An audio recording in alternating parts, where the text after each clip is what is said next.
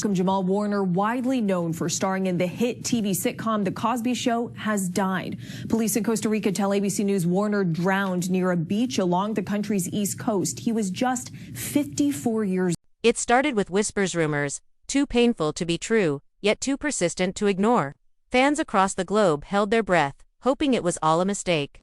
But the silence from official sources only grew heavier, and soon the inevitable truth made its way into the public eye.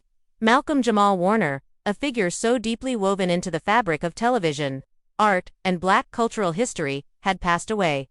The news hit like a tidal wave. For many, Malcolm was more than an actor. He was a symbol of resilience, intelligence, and emotional depth. From his unforgettable role as Theo Huxtable on The Cosby Show, to his powerful spoken-word performances and his contributions to music, he was an artist whose legacy extended far beyond the screen. Social media flooded with memories, condolences, and tributes, yet the details remained sparse. There was no official statement, no immediate plans announced. Everything felt unreal, as if the world had lost not just an actor, but a voice. Then came the update that would leave fans and even seasoned reporters stunned: the casket and funeral details. What should have been a quiet, somber affair turned out to be one of the most unique, emotionally charged, and symbolically rich services Hollywood had ever seen. Malcolm-Jamal Warner, even in death, was rewriting the script.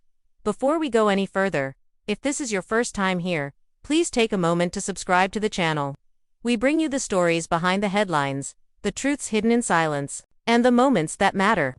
Like this video if you believe in honoring the lives that made an impact. Now, let's go deeper. The funeral service for Malcolm-Jamal Warner was held in Los Angeles at an unconventional location, a renovated jazz lounge known more for underground poetry slams than celebrity gatherings. The choice of venue alone set the tone.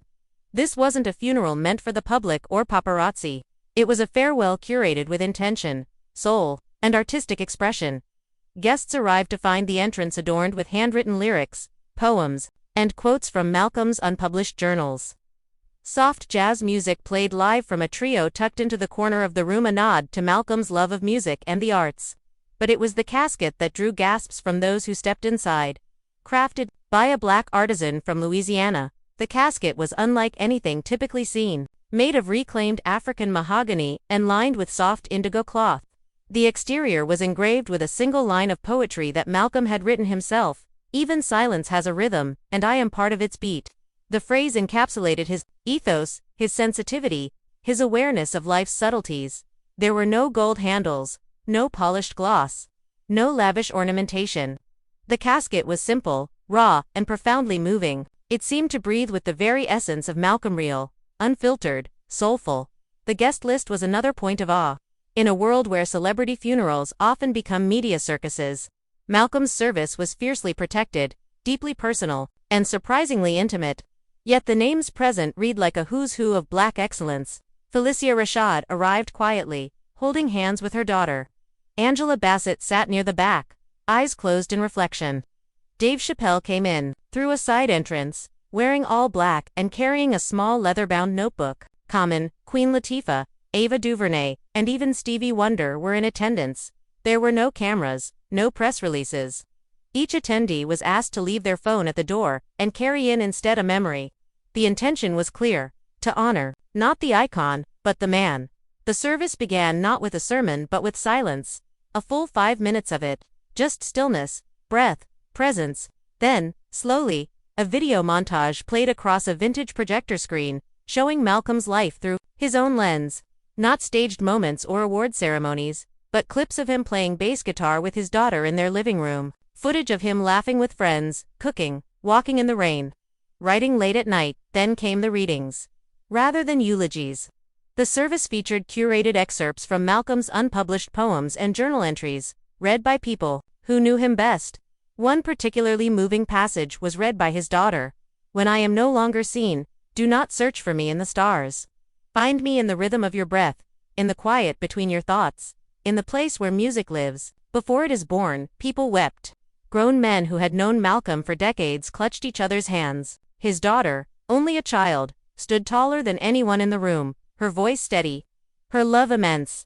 One of the most unexpected, yet deeply moving moments came when Dave Chappelle, eyes red with emotion, stood up to speak.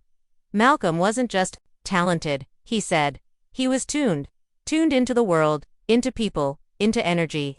He made you feel heard even when you had nothing to say. As Chappelle spoke, a jazz saxophonist began playing softly in the background. It wasn't planned, yet it felt orchestrated by fate. Guests were then invited to write in custom-bound notebooks that had been placed under each seat. Inside the front cover were the words, "This book is for what lives on." Every person, from Stevie Wonder to the venue's janitor, scribbled memories, poems, sketches, and reflections. These books would later be compiled into a single memorial volume for Malcolm's daughter. As the service came to a close, the casket was wheeled slowly toward the exit, followed by a single drummer playing a heartbeat rhythm. Outside, it was raining, not a downpour, but a soft, rhythmic drizzle, like tears from a sky that understood.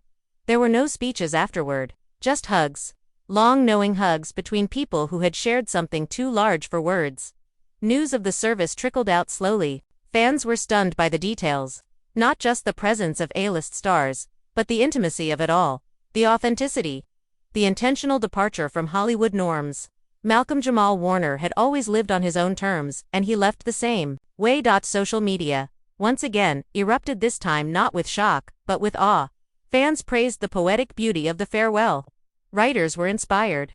Musicians began dedicating songs to him. Hashtags like #MalcolmForever and #TheOS Final Chapter began trending, but more than anything, people began to reflect. One fan tweeted, "I've been to church funerals, celebrity funerals, and family funerals, but hearing about Malcolm's makes me want to live differently, more present, more real, and maybe that's the point."